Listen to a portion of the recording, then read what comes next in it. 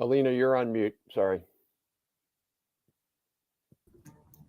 Good morning, good afternoon. Welcome to this conversation about the state of transatlantic cooperation on technology and trade policy. I'm Alina Polyakova. I'm the president and CEO of the Center for European Policy Analysis here in Washington, D.C. And I'm absolutely delighted to be hosting this discussion with our partners, the Information Technology and Innovation Foundation, and its president, Robert Atkinson, who's going to be coming in here shortly. From my end, from CEPA's end, we're an organization that is committed to building an enduring and strong transatlantic alliance. And of course, technology is center stage of that alliance in the 21st century. We have a large amount of information now about what the EU has been doing on tech regulation and trade in particular. The United States has been taking specific actions, most notably the IRA and the CHIPS Act. And we want to have this conversation ahead of the fourth meeting of the Trade and Tech Council that will be taking place in just a short period of time, about a month here, to really try to understand where we align, how much we align between Europe and the US, and what are the challenges and obstacles that we still have to find future solutions for. There's certainly no shortage of topics to cover, so I'm going to keep this short. And with that, Rob, thank you so much for doing this together with us, and over to you. Thank you, Alina. So we've really enjoyed working with you and CEPA over the last year and a half, 2 years, whatever. And thank you for joining us on this event. So let me introduce our two speakers, and then we'll just jump right into the program. Tyson Barker is the Senior Advisor, Bureau of European and Eurasian Affairs at the U.S. State Department, and he specializes in transatlantic relations, international economic policy, NATO, U.S.-German relations, U.S.-Russia relations, and is involved in a lot of these issues that we're going to talk about today. So Tyson, thanks for joining us. Thanks for having me. Second, Eva Meidel, who will be joining in just a few moments. She's a member of the European Parliament and a member of the Committee on Industry, Research and Energy. She's also been part of trade delegations to Japan and the US. She's also a substitute member on the Committee of Economic and Monetary Affairs and president of the European Movement International. So Eva has been called away in a meeting, but she should be joining us just momentarily. So I think we'll probably get started without her, and then she'll join us as we go along. So Alina, over to you. Well, great. And Tyson, many thanks for being here with us. As we await for our European colleague to join, I thought maybe you could help kick us off. You know, as I mentioned, we're approaching now the fourth meeting of the TTC in Sweden at the end of this month. You know, if you had a wish list for what you want to get done, what would be your top three, let's say, as to what you'd like to see, you know, after we're done with this TTC? And maybe as you answer that question, you could talk a little bit about you know, kind of where you see the function of the TTC, given that we already had four meetings in terms of its accomplishments, and then what do you want to see get done at this fourth meeting? Yeah, well, first of all, thanks so much for the invitation from CEPA and from ITIF, two really valued stakeholders. As you both know, Robin, Alina, I am a covering stakeholder myself, having just joined government, but I really appreciate the valuable impact that you've had in shaping these discussions and what we can do for the past almost 2 years. So you talked, what's on the agenda at TTC4? Well, first of all, I think it's important to talk about why this location, why Luleå. And I think this really goes back to the kind of origin story of the TTC, the purpose of the TTC, which is really to highlight that the story of trade and technology and geopolitics of trade and technology isn't just about capitals. You know, citizens in both Europe and the United States are really playing a role in shaping these geopolitics in this kind of 21st century fit for purpose way, which Alina, you alluded to. So Luleå is not only almost at the Arctic, but it's at the cutting edge of the twin transitions. This is where Facebook, then now Meta, established one of its largest, I think its largest data center in Europe, which was zero net emissions at the time. This was about 10 years ago.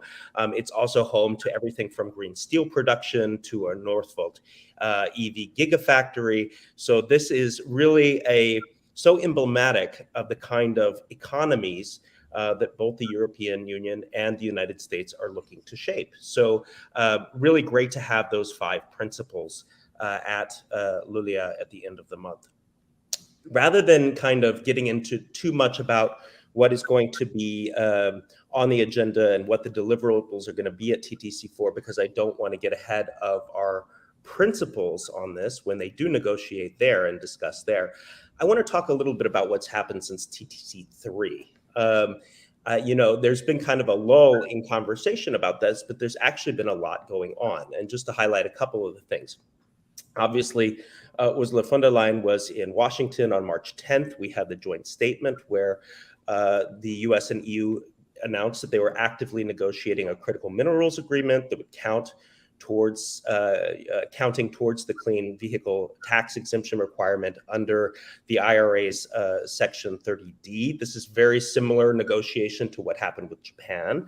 And of course, we're hoping that that will happen sometime in the near future. That is something that they will often also discuss in Sweden.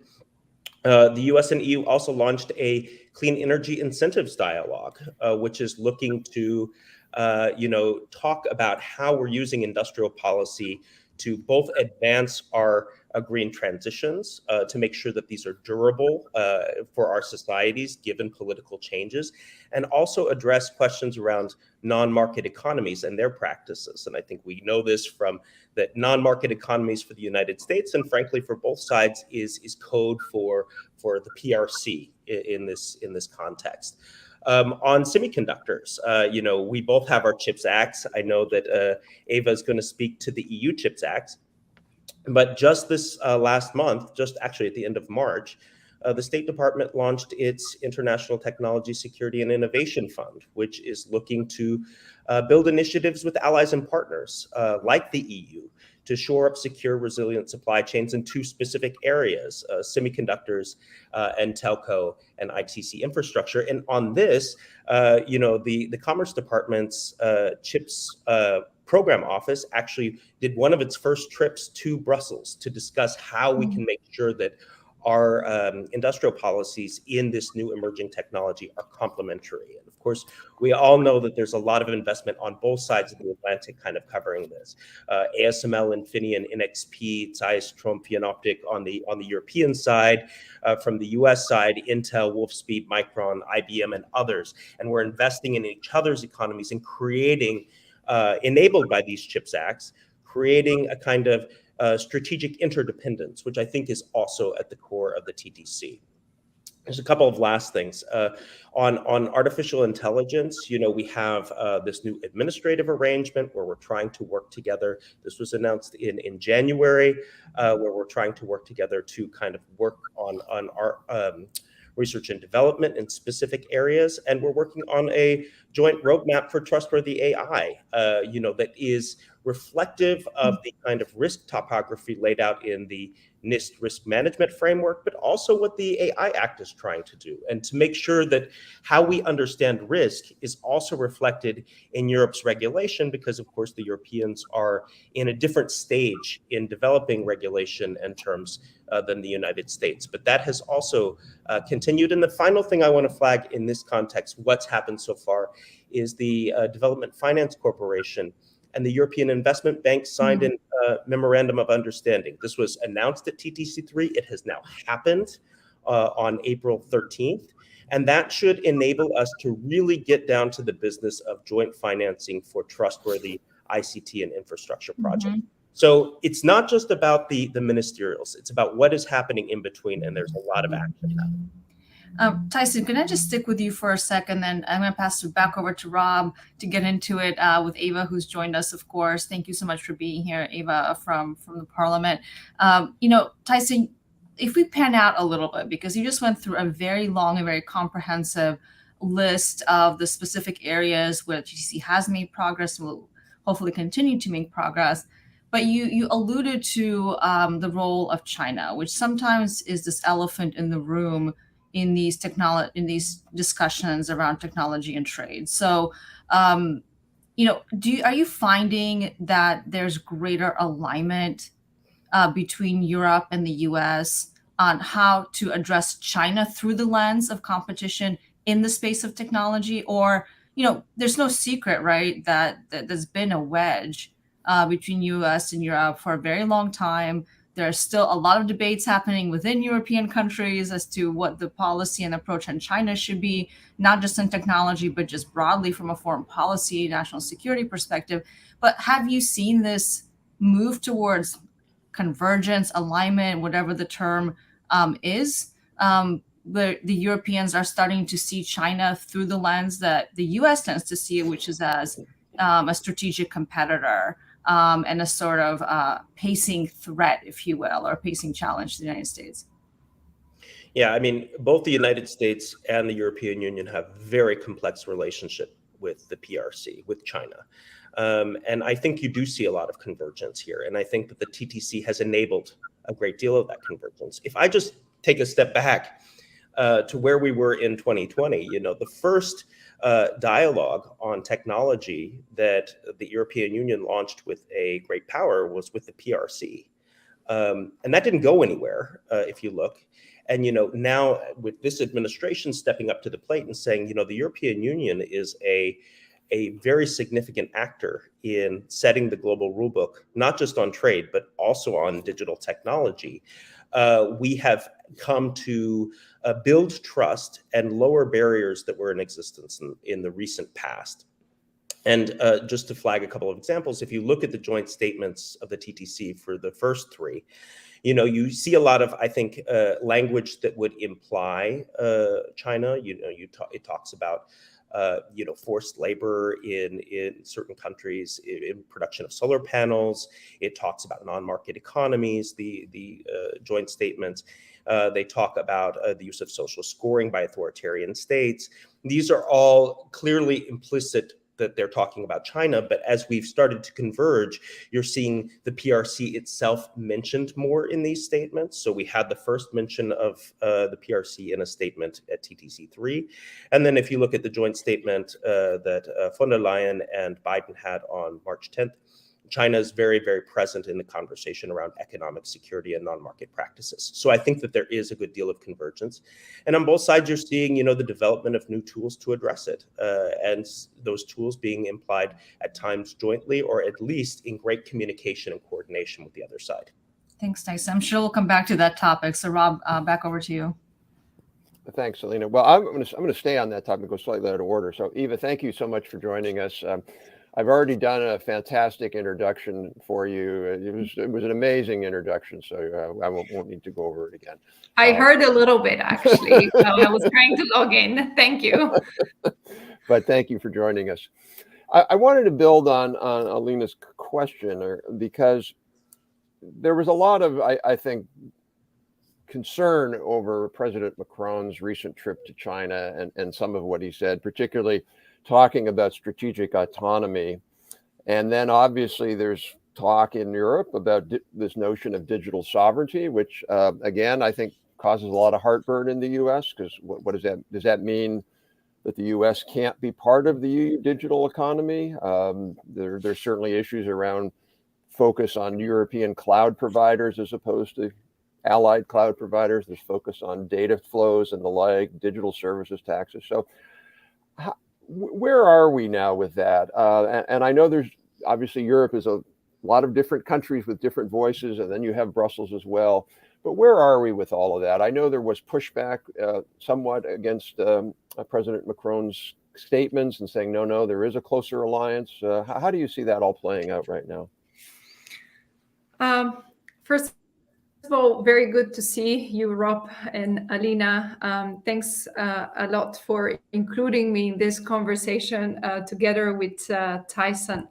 Let me give you a little bit my thoughts on that important collaboration between the EU and the US, because I don't think it's a zero-sum game. I believe we do have our different strengths from which we can both benefit.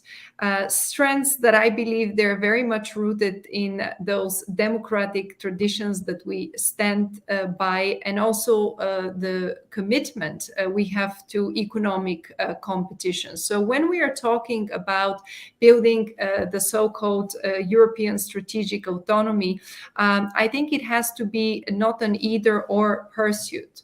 European strategic autonomy should be increased simultaneously while strengthening and deepening our relationship with like-minded partners like the US. And this is why we should continue the work of the TTC, but also be able to shift our focus onto a broader international fora and cooperation like the OECD, the WTO, the G20, to better align democratic partners such as Japan, for example, in a more common and shared vision. Also, I remember probably the last time me and Tyson sat together in a panel was at the GlobSec discussion. I think Central and Eastern European voices are quite clear on the need for further enhancement of our transatlantic cooperation. Those voices should also be part of the voices that are heard, that are taken into consideration. When it comes to tech, to trade, and China, we have a unique perspective in a way. And this is a region in which China has attempted to exert its economic influence, a region that is, in a way, up and coming when it comes to tech, and also a region in the same time that has a long history of battling with Russian disinformation and influence. So there are many lessons to be learned there that could better shape and help this conversation around strategic autonomy. So yeah, thank you. That you brought out, I thought, a very interesting point, issue, which is that voices in Europe are not always the same, and that Central and Eastern European voices have a somewhat unique perspective, given your own history, given the fact that you are up and coming. ITIF recently published a report called the Hamilton Index on Industrial Competitiveness, and we looked at data from the OECD on 7 advanced industries: autos, electronics, et cetera, et cetera. It was striking how much progress there was among the Eastern European countries from 1995 to 2018, and even how advanced some of these countries are. And a lot of people don't necessarily think about that. How do you see that all playing out? Because at least from this side of the Atlantic, when you think about Europe, you think Germany and France, Germany and France, Germany and France, and then Brussels. Do you see that changing? Do you see the Eastern European voices becoming a little more influential, a little more powerful? This is one of the reasons why for me it was important to mention that there are different parts of Europe that are being vocal on the topic, and they have to be considered as well. I kind of feel that sometimes those voices, as much as you might see the country that exited the EU, which is the UK, you might have look at them as their own way of doing geopolitics and politics. But actually the UK, while it was still within the EU, it was very good at organizing the Central and Eastern European voices into a more common strategy, and having a voice that can be further amplified. This is why I have always been of the opinion that these countries have to try to cooperate more with each other, because very often their calls are seen as separate calls and separate pitches and separate, they don't talk all together. And this is why I mentioned when we were at a forum together with Tyson, I think it's an important forum that gives the platform to unite some of these voices together and speak with one voice. But of course, it's not an initiative between member states, at least not a very concrete one. So them trying to be more united in their messages and in their goals and names when it comes to transatlantic collaboration can be very useful. And perhaps only then they can be seen as a more serious stakeholder in that discussion. Otherwise, I would agree. You would look to Germany and France and perhaps Brussels, not always. When it comes to regulation, that's where you definitely look at. But hopefully geopolitics and our geopolitical views could also dominate more the transatlantic discussions. And TTC is one place where this happens, I believe. Thank you. Eva, thank you so much for bringing up, I think, the role of the often overlooked countries when it comes to perspectives and technology in particular. We at CEPA, as you know, have been focusing on that part of Europe for a very long time because we think there's unique perspectives there. And I think as the center of gravity in Europe, because of Russia's invasion of Ukraine, has been shifting eastward on conventional defense and security questions. There's no doubt about that. I think even in France, Germany, and Italy, there's no doubt about that. I think the big question is whether the center of gravity and other core issues is also going to shift east. And I think you're absolutely right that there's a real need, I think, for Americans and policymakers in Washington to understand the diversity of perspectives in Europe. And we have published several papers here at CEPA really outlining different perspectives on tech regulation in these countries, and to also continue to engage with Brussels, but also engage in a bilateral way to better understand what is happening on the ground in these countries that have a very different relationship with tech broadly defined. They have a very different relationship with American tech companies, and they understand the value of American foreign investment in their countries in a very profoundly different way than I think what you hear in France and in Germany and elsewhere. The more you can do to encourage these countries to speak with one voice, the better, because I think that is the most effective way to do this. And I would also add Ireland to that list as well, because obviously with the UK leaving the EU, that has left this huge vacuum on all of these issues. But Tyson, I want to transition to you on this point a little, because you brought up I think the very good deal from my perspective that the U.S. got done with the Netherlands not that long ago on semiconductors and export controls. And I wanted to, because Eva mentioned that the TTC is a great format for where the diversity of perspectives does get heard, that even though it is an EU-U.S. dialogue, there is a diversity of perspectives being heard there. I just want to get your thoughts on, panning out from the TTC a little bit.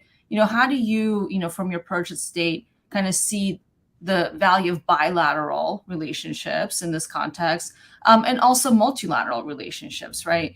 Because the TTC is just one piece of many, many conversations that are happening at the OECD. We have the G7 coming out. There's a proposal that's been debated on data flows and how to secure data flows at the G7. So, if we take the TTC as kind of the middle ground there, but there's also below that the bilateral and above that the multilateral. So how do you square, managing all these different relationships, and where do you see the value of, I guess, the multilateral and the bilateral pieces? Yeah, well, it's a great question, and let me start with the export control piece, because as you correctly noted, the United States was in trilateral talks with Japan and the Netherlands on specific semiconductor export control coordination, but that doesn't mean that it doesn't happen in other areas, and in fact, it doesn't mean that it hasn't happened in some ways in the TTC itself. And one of the great let's say, achievements of the TTC in the run-up to TTC2 in the wake of Russia's stepped-up invasion, which is just a shock event in trade and technology, in the trade and technology order in Europe, in the Euro-Atlantic, just as it is in the security order. I mean, we have to recognize that this is really a game changer, but was to compress the time it took to impose technology export controls on Russia for months. I mean, if you think about it, getting starving Russia of critical semiconductors to literally weeks or days, and I mean, this remains one of the most effective costs imposed on Russia, because it forces them to take tough choices on where do they use their finite semiconductors. Do they use it in their drones, or do they use it in their civil aviation, or do they use it in the refrigerators that average Russians want to use, or cars that average Russians want to drive? So it's imposing a meaningful cost, and the TTC had a really important role to play in that. On your question of how does the United States engage, does it do it, in US-EU, multilateral, bilateral? I'm gonna in the multi-choice test, I'm gonna fill in circle D, all of the above, and I don't think that that's necessarily a problem. I mean, if you think about the nature of not just trade, but specifically technology, standard setting, the global rule book, these kind of questions. The policy approach needs to kind of reflect the technology itself, and it's developing extremely rapidly.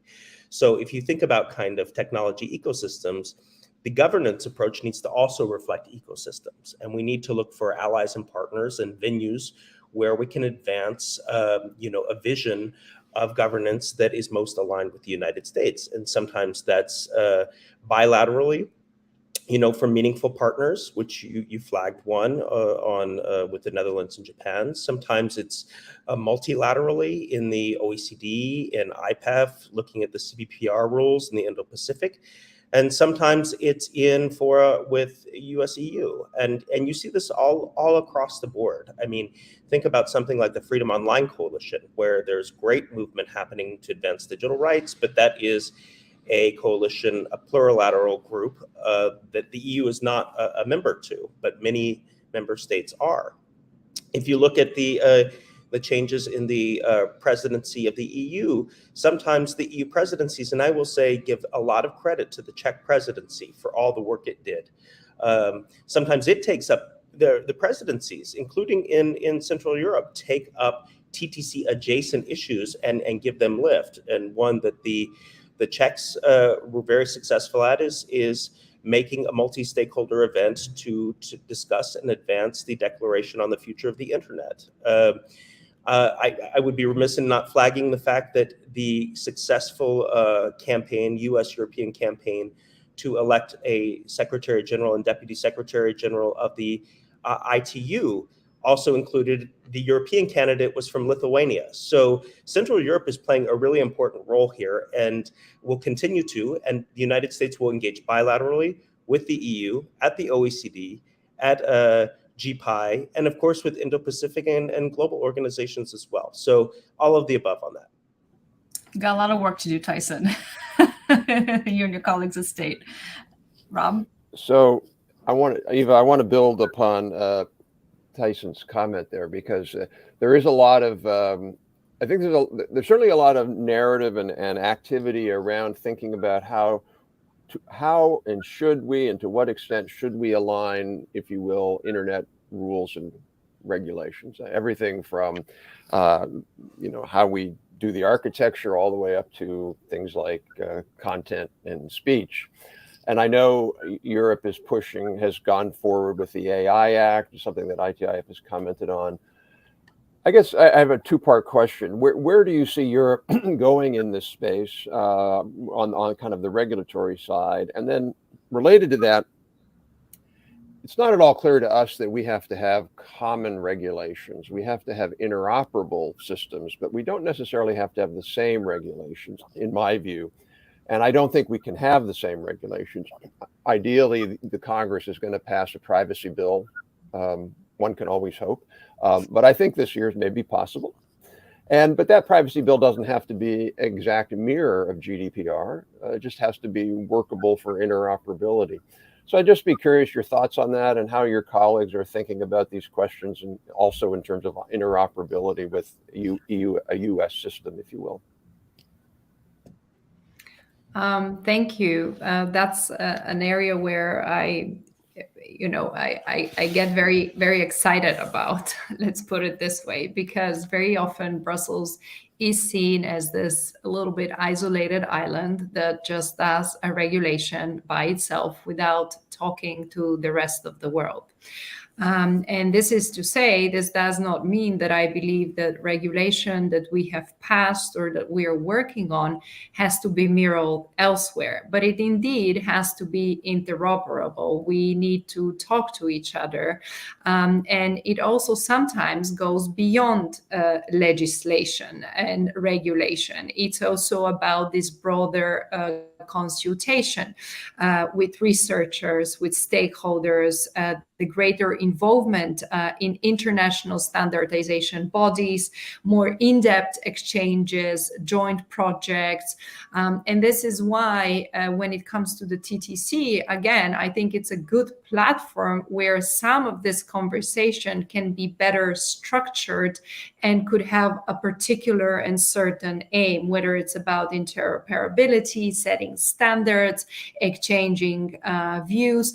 I think we have a lot to learn from one another. An example, I mean, just as the US is looking to implement its own vision for AI across federal agencies, it could definitely learn from the horizontal approach and also the enforcement provisions we have put in the AI Act, which we are finalizing here in the European Parliament. On the other hand, the EU could look to the US for the type of more bold and strategic thinking backed by substantial resources, because this is something that often lacks in some of our own proposals. And here, what I mean is if you look at the Inflation Reduction Act and the EU's Net Zero Industry Act. So in Europe, we are very good at setting targets, while in the US, you're setting budgets, so to say. So the Net Zero Industry Act does not itself come with a dedicated package of financial support like the IRA. And this is, where we could not just try to produce a legislation to compete, but we can learn and see what works and see whether it's applicable for our industries. So I think a little bit more proactivity rather than being reactive, and especially again going back to these two proposals, which I think are very important for our industries, but they come with with different goals and aims, even though initially it seems like they would deliver the same thing. I think if we are looking to lead in that area, in the space of clean tech, we definitely need to talk more to each other, to be on the same page from the beginning, and then there will be way less space for tension and maybe, so to say, compromises down the line, or in a way also difficulties in the relationship that proposals and files such as the IRA have caused in a way between the transatlantic relationship. Thank you. So I thought maybe we could pan out a little bit and give a question that either of you can respond to, because there's no I think there's no hiding it. We all know that there are still some considerable tensions and challenges in the transatlantic relationship when it comes to the issues we're discussing here. One, of course, has to do with the fact that the EU has moved forward very quickly in regulation, whereas the US has done very little because of our internal politics here. Yet there's a huge amount of coordination happening between the two sides, which is, of course, a very positive development in the last several years. But there's still, I think, some obstacle and challenges ahead. We've been talking a lot about, opportunities where we can collaborate, when we can align, if not mirror each other, as Rob said. But, there are still underlying tensions. I was just in Berlin last week, and I was truly surprised that most of the conversation from many European colleagues was still very focused on, I would say, complaints about the Inflation Reduction Act here, which is it's been passed, it's done, and I think the administration has tried very hard to allay some of those concerns that Europeans have had. And so these tensions that have been building are also affecting, I think, our ability to work more closely together to align on standards around tech. So, I wanted to ask both of you, and, Tyson or Ava, feel free to jump in, whoever wants to go first. I guess, Tyson, to what extent do you still see these challenges as, as being kind of looming and large? And is the U.S. government, I know you're in the State Department, there's other agencies involved. I know that the state has constant conversations with European allies about all of these issues we've been talking about. Is there a desire for the United States to be more consulted, even as the EU makes its own domestic policies, right? Obviously, that's within the EU's prerogative, but would it be helpful if there was more of a consultative process? Maybe it already exists, and you can tell us more about that. And Ava, do you get the sense from your colleagues in the European Parliament that there's a desire to compromise more that may not always be in line with the vision that this commission set out at the very beginning? Because obviously we're going to have a different commission, next year, supposedly. Some similar faces will probably remain, but kind of where do you see that heading? I think we're in such a positive place right now in the alliance, and Russia's invasion of Ukraine is such a shocking and tragic event, but it has served the function of bringing us so much closer together.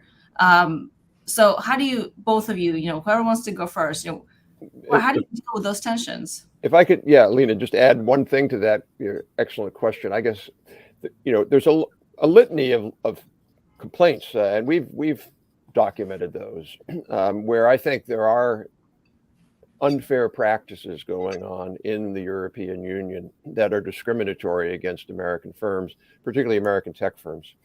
And I get the complaints or concerns with the IRA. So each side has these concerns, but I guess my question is, Tyson, how much do you think is there a negotiation there to sort of say, well, we can help you with the IRA, but you got to tone down the explicit things you hear from Brussels of digital sovereignty against the U.S., which I find frankly quite troubling. Yeah, well, it's an excellent question, and thank you for addressing the big elephants in the room. I think that's useful. First, on the IRA, what I'm hearing both before I went into government and now being in government is that there has been a lot of hard work done to bring the two sides together and to move this from a frontline irritant to something where we're actually working constructively. And of course, one sign of that is the March 10th joint statement, where we talked about working towards a critical minerals agreement, which will allow for access to that piece, that slice of the tax exemption. Because I think that the big tension for Europe, or the big question mark for Europe, was regarding tax credits are related to electric vehicles. And then the other is what Treasury did at the beginning of the year, which is allow for leased vehicles assembled in Europe to have access, be eligible for the tax credit under Section 45W of the IRA as well. So already we're seeing a lot of convergence there. And from what I'm hearing in the conversations we're having with the Commission and also member states, it started to allay the concern. But as you and Rob both point out, having this very important conversation on the IRA, both in kind of, let's say, the TTC ecosystem has opened up, because we have so much trust, then the desirability, or shows that it's important to have conversations on a whole range of sensitive issues, including digital regulation, on things like regulation and rules, on things like cybersecurity certification for cloud computing. What are the sovereignty requirements? What are the justifications? Because there is a big difference between the U.S. and countries like China when you're talking about credibility of cloud service providers. And I would just point to Ukraine in this regard, that part of the resilience of the Ukrainian economy under siege had to do with the fact that the Ukraine, its government systems switched from on-prem systems to cloud computing, aided by a lot of U.S. and European companies that allowed to protect the vital functioning of Ukraine's government, even at wartime. So, we need to have these conversations in a very sophisticated manner. On artificial intelligence, as mentioned, bringing in a risk topography that's interoperable is going to be quite important. And that's why we're having these conversations to develop the AI roadmap. And that should play a role in, our thinking together about how, Europe is moving forward on thinking about AI regulation. In other areas as well, fair use, usage fees. This is also something that we need to have an open conversation about. On the Data Act, very similar, to protect innovation, intellectual property, et cetera. And even on two pieces of legislation that have kind of already come or are coming into force, the DMA and DSA, there continues to be work together to bring about convergence and openness and interoperability. On DSA, we are optimistic that the EU will can achieve access for American researchers to platform data within the scope of the law, so that our academics can also play a role in checking how content and algorithms are being addressed. And on DMA, there was the March 30th announcement in the TTC adjacent joint competition policy dialogue that the Department of Justice and FTC will send agency experts to assist in DMA implementation. And some people are asked questions about that, but I think that will help us bring a convergent view on how that law can be implemented and bring some US government expertise and know-how. So I think that these are all good signs.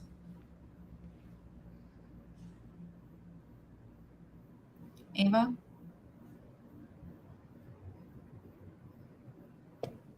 Sorry, I think both I and Rob were muted. So, I mean, my take on You're muted again, Ava. Yeah, my computer is more sensitive than I thought. Sorry about that. On the point on compromise, I mean, I think what would appeal more for a European perspective is about if the discussion is not so much framed around compromise, but it's more about frame of having this dialogue and working towards a shared vision. But then when it comes to a shared vision, I think it would very much depend who you ask and how does the shared vision look like. We have seen how the debates have played around the CHIPS Act, the AI Act, and the negotiations. But also we've mentioned the comments of President Macron and his visit to China and the discussion that has followed. This means, and what I'm trying to say is that we in Europe are united around the same principles and the same values. And this is why I think when it comes to tech, we would find alignment among us that we would like to see tech being developed in line with our democratic principles. So we agree very often on the aim, but we disagree on the way to get there and what's the best way and what are the means to get us there. Of course, I and many of my colleagues would put the US in our shared vision camp of values. Our approaches are different, but the underlying concerns that keep us up at night are probably the same. This is why I think enhanced cooperation, it's more than important, but also understanding the different specificalities. This is why this diversity of perspective, it's key, because then I think both sides of the Atlantic will benefit from each other's strengths in a better way. Perhaps it will be more coherent. one could say Europe has a China policy, but then you have President Macron outlining something that is very different than the current China policy. We send different signals. Then you need to listen to what others say, as I said earlier.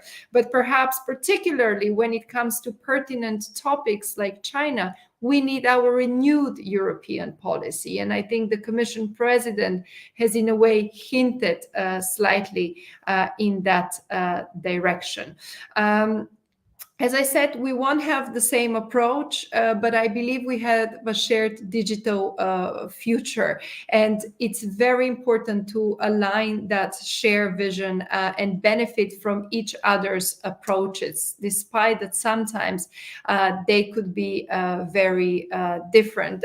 An example would be when US researchers will gain more access to data of a very large online platforms, thanks to a provision that we have put in the DSA, for example.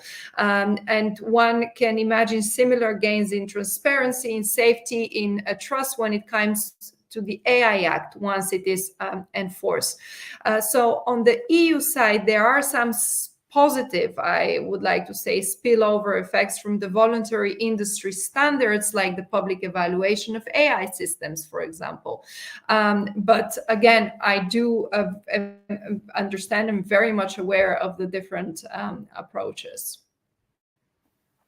Thank you so much. I think we need to wrap at this point. I just would add, I 100% agree, and I'm sure Alina does as well, about the importance of dialogue and open and honest and frank discussions, which is what the TTC is. I would just add, one of my frustrations over the years has been, at least from my experience, when we engage in dialogue, it's sort of usually on a panel, and so you get 5 minutes or 10 minutes to make a point, and somebody else makes another point. And you never really get an opportunity to go, well, wait a minute, what do you actually mean by that? What do you, as you said, Eva, what are your principles and goals? And are these things aligned or not? So I've felt for a long time that I do think there needs to be some kind of more civil society or think tank opportunities to dig into this a little bit more, because it's not just G to G, I think, that's going to help this. It's also these other voices. So that would be my plea. So Alina, over to you. Well, first of all, thank you so much, Rob, for this partnership, and thank you so much, Eva and Tyson, for joining us. But Rob, you really set me up perfectly, which is that, you know, as a think tank based in Washington and focusing on transatlantic issues, you know, we're actually hoping to start kind of a track 1.5 dialogue exactly on these issues. So Tyson, Eva, I'm sure we'll be in touch with you specifically about that in the days ahead, because we've also recognized that we really need to have a safe space, so to say, where we can, you know, engage a broader stakeholder group, you know, that's beyond gov to gov, that's not just researchers talking to researchers or industry talking to industry. We really need to engage all of the stakeholders, because at the end of the day, the only way we're going to agree and implement a set of standards across all these very, very complex issue sets that we're talking about is if we have buy-in from all of these different groups. You know, governments can only do so much. Industry has to step in, and so does civil society and researchers. So more on that later, but for the time being, this was absolutely fascinating. I think there's a lot more that we could discuss based on what both of you said, but we'll end it here for now. Tyson, Just real quickly, Alina, I have a great idea for you. We all meet in the Azores. That's kind of halfway between each thing, and you know, we'll have a nice time as well. But at least it's halfway between. Hey, that I would second that idea. A track 1.5 in the Azores. We may have to stick with Washington or Brussels for the time being, but we'll work on it, Rob. It's a great idea. So again, on behalf of CEPA and ITIF as well, thank you both so much, and we'll be in touch, I'm sure, as the TTC takes place and afterwards, to get updates from both of you as to how we are progressing on some of these obstacles that we've mentioned. So thanks a lot. Thank you. Thank you. Thanks.